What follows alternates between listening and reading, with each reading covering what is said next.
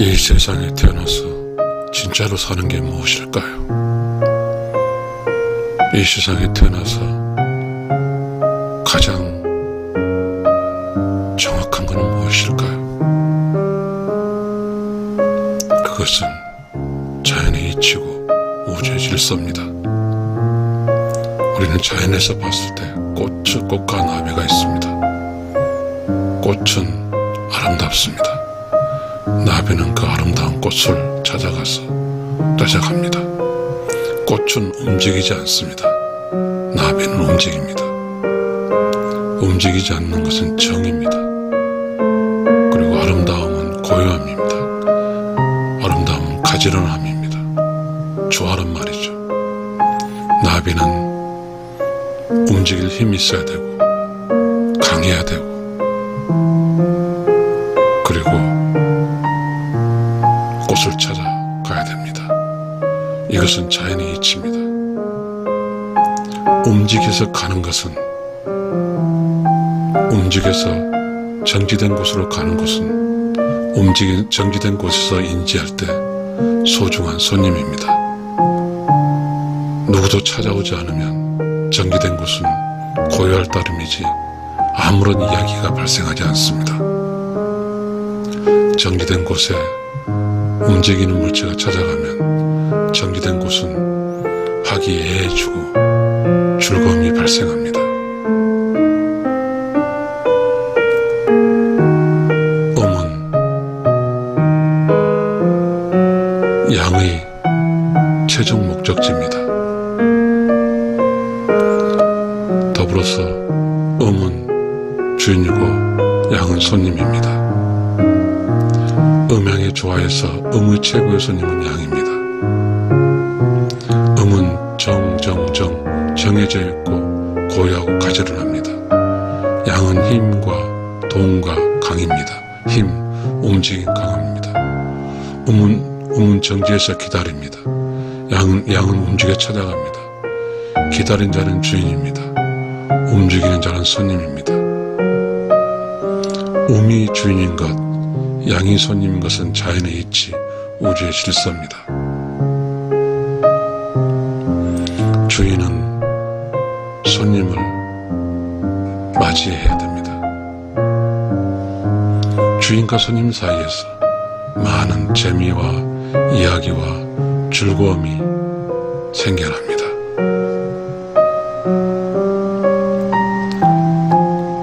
이 세상에 올바른 주인이 있고요, 올바른 손님이 있을 겁니다. 저는 Righteous Soul TV이기 때문에 올바른 주인은 Righteous Soul이라고 하고요, 의로운 영혼이라고 하고요, 올바른 손님은 의로운 영혼 손님이라고 하겠습니다. 음양의 조화입니다. 선택은 딱 하나입니다. 음은 양과 함께 조화롭게 사는 것을 택해야 됩니다. 양은 음을 찾아가서 음과 함께 조화롭게 사는 걸 택해야 됩니다. 음과 양이 조화롭게 산다고 하는 것은 바로 이런 겁니다. 음은 마이너스고 양은 플러스입니다. 음과 양이 만나면 제로가 됩니다.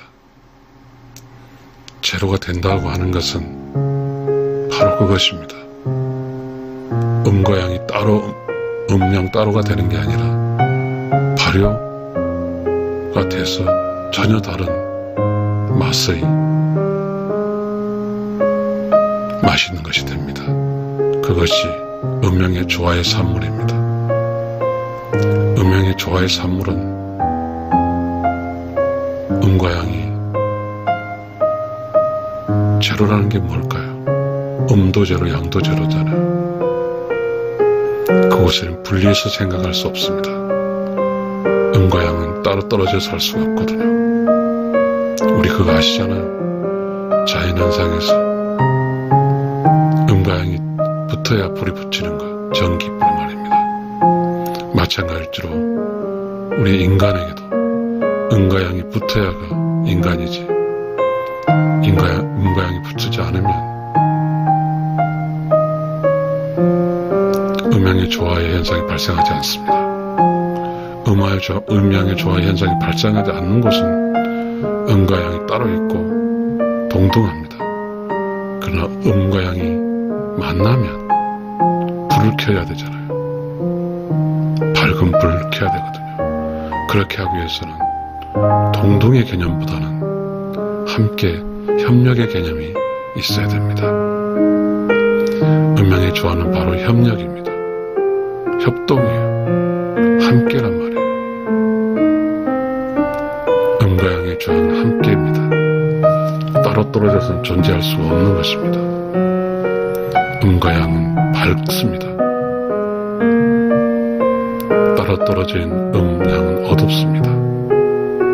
그러나 어두운 따로 음과 양은 똑같습니다. 그러나 음과 양이 만나면 양은 나비고 음은 꽃이어서 양이 꽃을 찾아가서 꽃에 앉아 있으면 음은 매우 설레이고 기쁩니다. 나비가 찾아오는 그 꽃은 꽃의 일생 중에 가장 아름답습니다. 나비를 맞이한 꽃은 가장 행복합니다. 음양의 조화에서 음의 최고의 손님은 양입니다. 꽃이 가장 화려하고 가장 아름다운 것은 음의 최고의 손님인 양을 맞이하기 위함입니다. 꽃은 주인이고 나비는 손님입니다. 손님은 주인이 차려놓은 맛있는 꽃의 향기와 꿀을 마음껏 마십니다. 손님의 기쁨입니다. 꽃은 손님에게 맛있는 음식과 아름다운 향기와 최고의 멋있는 자신의 모습을 손님인 나비에게 줍니다. 나비는 기쁨을 형용할 수 없습니다.